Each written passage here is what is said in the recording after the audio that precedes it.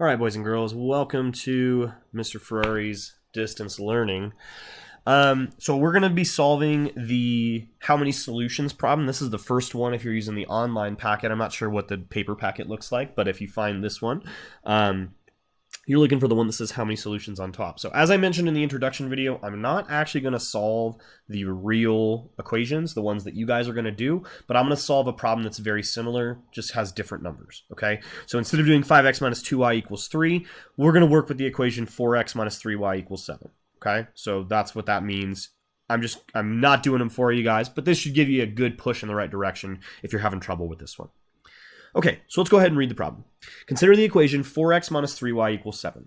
If possible, find a second linear equation to create a system of equations that has A, exactly one solution, B, exactly two solutions, C, no solutions, or D, infinitely many solutions. Okay, and then our bonus question, we'll talk about the bonus at the end. We're not going to do the bonus completely, but we're going to kind of touch base on it, because if I do the answers for the bonus, you're going to know the answers on yours as well. Okay, but we'll kind of talk through it a little bit. Okay. So one thing I want to mention first is I've already seen a few people do this. This is not a multiple choice question, okay? This is 4 separate questions. You're going to answer it once with A, finding exactly one solution, once with B, with exactly two solutions, and so on and so forth, okay? So this is basically 4 problems all rolled into one. So you're not just choosing one of these. That's been a kind of common thing I've seen with quite a few students so far. And this question is kind of odd, so it's okay if it's tripping you up a little bit. Okay, so first of all, let's do kind of a quick review of systems of equations, okay, because that's going to be useful for us. So remember that a system of equations is just 2 lines solved in some variety. So we did graphing, we did substitution, we did elimination, but either way, the 2 equations represented different lines, okay? And the answer to these problems, if you remember, is where the 2 lines cross, okay? So wherever that point is, that is going to be the actual answer for the points. And that's going to represent a point where the first number is x and the second number is y. So in this case, my x would be negative 0.558 and my y would be 5.721. Okay. Now remember that most systems of equations have one solution. Okay. Most of the time, I can move these around a lot. Okay. If I adjust them, most of the time, we're still going to have only one solution. Okay. That point where they cross, that is going to be my one solution most of the time. Excuse me. Okay. Make sure you're practicing your vampire sneezes, boys and girls, because I know you can't see me right now, but I definitely just did that. Okay, but remember, not every system of equations has an infinite number of solutions, or has one solution. We also had systems of equations that had no solution or had infinite solutions. So, for example, a no solution problem would look something like this, right? And if you remember, we have a special name for these lines. I'm sure some of you guys are probably shouting it at your computer screen right now. Starts with a P. That is parallel, okay? So these 2 lines are parallel, meaning that they'll never touch and they'll go on forever. So if we have a situation where we have 2 lines that are parallel, that will tell us that our problem has no solution, okay? And then our last case, this is kind of the weirdest of all of them. This is the infinite solutions problem, okay? Infinite solutions are when the 2 lines are the same. Okay, when they make the exact same line. Okay, so you can't really see it right now, but if I adjust this, there is an orange line that's underneath this. Okay, there are 2 lines being represented in this problem. They just happen to overlap at every single point. So that means they're essentially intersecting at every possible point on the line, meaning there is an infinite number of points where they would cross. Okay, because remember, on this line, there is an infinite number of points, okay? It's not just on the grid lines, right? Because remember, the grids are the perfect points, okay? So this one looks like it's 6 and 9, okay? But there's still an infinite number of points all the way down to the next perfect point, which is down here at 4, 8, okay? So keep that in mind. This is an infinite number of points along this line. Okay, so now that we've talked about that, let's go back to our problem here, okay? So we want to make an equation along with 4x minus 3y equals 7 that gives us exactly one solution. And if you haven't already, I would open up Desmos, okay? To do your problem, it's going to be way easier to do this using Desmos than using any other program, okay? Or just doing it by hand. So remember what I said. For things that have exactly one solution, most equations have only one solution, okay? Realistically, if I just throw any random number in here, and I'm just going to make random numbers, 6x minus 14y equals 12.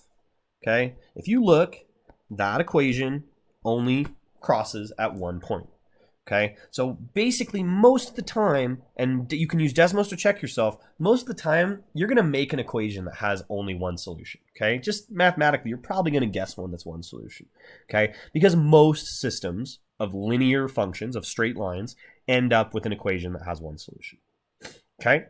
When we get into these other ones, that's where it gets a little messier, okay? And in fact, one of them we definitely need to talk about, okay? So let's go ahead and go back and look now.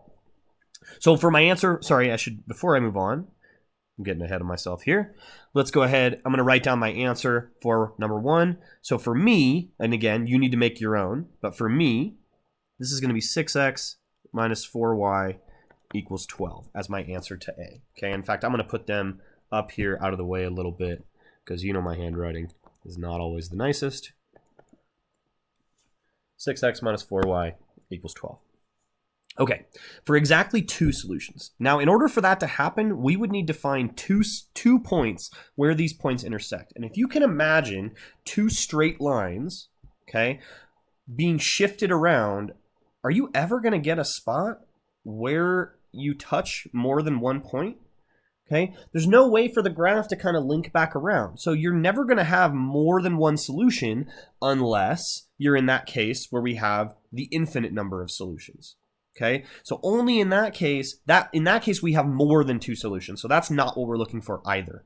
Okay, so it turns out that with straight lines, you really can't have more than one solution. Okay, you would need something curved to be able to make 2 solutions. So this is an example of a problem that you guys will see next year in Algebra 1, where we have a red function, which is our linear function, but then the blue function is another type of function you're going to learn about next year called the quadratic function. Okay? So we don't need to worry about too much about that right now, but for now, we can say that because it's asking for a second linear equation, a straight line equation, there's not really a way to do this one. There is no equation that will give me 2 answers.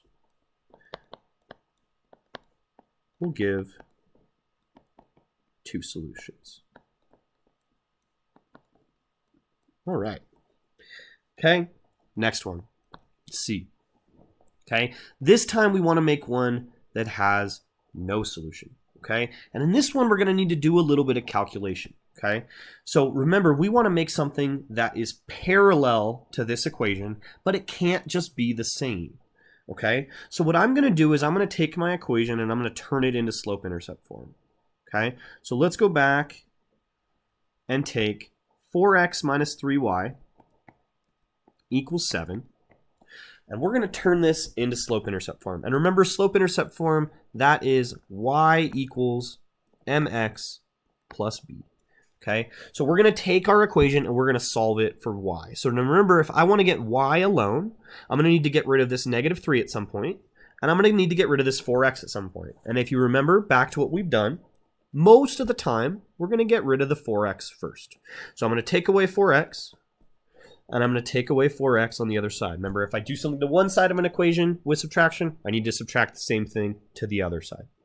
Okay, now remember, these two things, 7 and negative 4x, cannot be added together or subtracted. Okay, they are not like terms. That 7 would need to have an x next to it in order to be able to subtract those. Okay, so don't tell me that this is 3x or 3. Okay, we cannot solve this problem. We cannot actually answer this because we don't know what x is. Okay, so because of that, we're just going to write it out. 7 minus 4x, and then we're just going to bring down everything else we haven't used. So the 4x on the left went to 0, okay, and on the left side I was left with negative 3y. Don't forget that negative. You need to make sure that you bring it down. A lot of students want to forget that, okay, and remember, if you drop one negative in your problem, the whole problem gets thrown off. Okay, so I'm going to finish my problem. I need to divide by negative 3. Now remember, the rule for division and multiplication is a little different than the rule for subtraction. Whereas subtraction, I only had to do it once on each side. When I divide, I have to divide everything by that negative 3 because the rules of equations are slightly different when we're talking about equations. Or talking about multiplication and division, excuse me. Okay, so my negative 3's are going to make a positive 1, which is what I want. I want 1y, right? Because my equation in slope-intercept form is a single y. Okay, so that part looks good. And then I say equals, well, negative 3 doesn't go into 7 evenly, so I'm just going to make that negative 7/3. I'm just going to leave it as a fraction. Okay, now I could put that in the calculator. It's not really going to matter, so I'm just going to leave it as is. Okay, I'm just going to leave it as a fraction. Now this one though is going to matter. So even though negative 3 doesn't go into negative 4 evenly, okay, and remember we're going to treat this 4 like it's a negative 4 because of that subtraction sign in front of it, okay, but I do want to make sure we realize that a negative divided by a negative. Now if you remember, a negative number over a negative number makes a positive number. Okay, negative divided by negative gives me a positive. So that means this will be negative 7/3 plus 4/3 x. Okay, now if you've been paying attention and if you remember back to what this section looks like, we want it in this form, y equals mx plus b. Okay, well right now I've got it kind of backwards, right? I want the x part to come first and the non-x part, the thing that doesn't have, the term that doesn't have an x, the b value, to come second. Okay, so right now these are in the wrong order. I need to take these and I need to flip them around. Okay, so remember when you do that, you want to make sure that you keep this number and this number the same sign as what they are. Okay, so right now my 7/3 here is negative, so I need to make sure when I move it over to the right that I keep it negative. This 4/3 is positive, so when I move it to the left, I'm going to keep it positive. So my slope-intercept form equation here is y equals 4/3 x minus 7/3. Okay. So we've done quite a bit of work here, but thankfully we're going to be able to use this for C and for D, okay? So in part C here, okay, we want to make something that is parallel. So I'm going to go back to Desmos for just a second to give myself a picture here, okay? Notice that these two lines, if you were going to describe the slope of these two lines, well, in this case, my rise is 1, 2, 3, 4. And my run is 1, 2, 3, 4, 5, 6, 7, 8. So my slope for the orange line would be 1, 2, 3, 4 would be 4 over 8. Okay. If I count the blue line, its slope 1, 2, 3, 4, and over 1, 2, 3, 4, 5, 6, 7, 8. If you notice, this blue line has the exact same slope. Okay. Well, here's why we made the equation we did. Remember that m in our formula, the number that's attached to x, our coefficient for x, that is our slope. So that means that our slope is 4/3. Okay, so that means that if I want to make my line parallel, I'm going to pick something with the same slope, but with a different y-intercept, okay, with a different b value.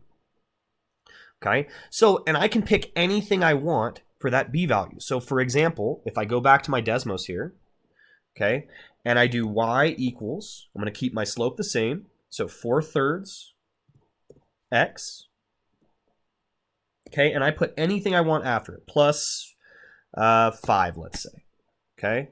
Now if I zoom out here, you'll see I have two lines that are parallel, or in other words, a system of equations that has no solution. Okay, so once you've turned your equation into slope-intercept form, to get no solution, you just keep your slope the same and change the y-intercept. Okay, so for me, again, going back to my problem here, my answer for C is going to be y equals 4/3 x. And let's put plus 5, because that's the one I used on Desmos. I could have picked basically anything for that, okay? But I'm just going to use y equals 4/3 x plus 5. Okay. So now on D, man, this is the easiest one if you realize what's going on, okay? Because remember that all we got to do to make the equations have infinite solutions is we just have to make the equations the same, okay? So realistically, I could just pick something like, you know, the equation that I just found down here. That is the same equation. If I put that into Desmos, so remember, the only thing I changed was the y-intercept. So I'm just going to take this 5 and I'm going to make it back into 7/3. And now those two lines cross. So even though these two equations look different, because they came from each other, they actually make the same line. Okay, because remember, we solved the red equation for y to make the blue equation, the purple equation. Okay, so that means if we just put another form of the equation as our answer, so for me, that's the slope-intercept form equation, y equals 4/3 x minus 7/3, that will give me a problem that has infinite solutions. Okay, now there's also some other ways you could do the infinite solutions one. You could just take the equation, 4x minus 3y equals 7. If you take everything and you just multiply it by a value, that will also work. You'll get an equation like 8x minus 6y equals 14. Okay, and again, if I just show you on Desmos real quick, 8x minus, did I say 4y? 6y. Okay, good. 8x minus 6y equals 14. Okay, and that gives me the exact same equation as well. And that's the only reason that works is because, remember, we're doing the same thing to both sides of the equation. Okay, so it's not changing the value of the equation. We're basically using our equation's properties to show that. Okay, so there's lots of options you could pick for part D. Okay, now, like as I mentioned earlier, I'm not going to help you with the bonus in this case. I am going to leave that for you guys to decide. Okay, I'm gonna scroll back up here so you can see my answers for this problem. Okay, either one of these for D would work. Okay, and if there's any kind of general complaints you guys have about how I'm doing this is all completely brand new, and I'm kind of just trying this out. So if there's things you like about what I'm doing or things you don't like about what I'm doing, please let me know by either getting in touch with me on Teams or using my Google Voice number. Just because this is definitely a learning process, okay? And I want to make sure we get good at this. So please let me know if you have any questions. All right, with that, I'm gonna stop the recording. Thank you.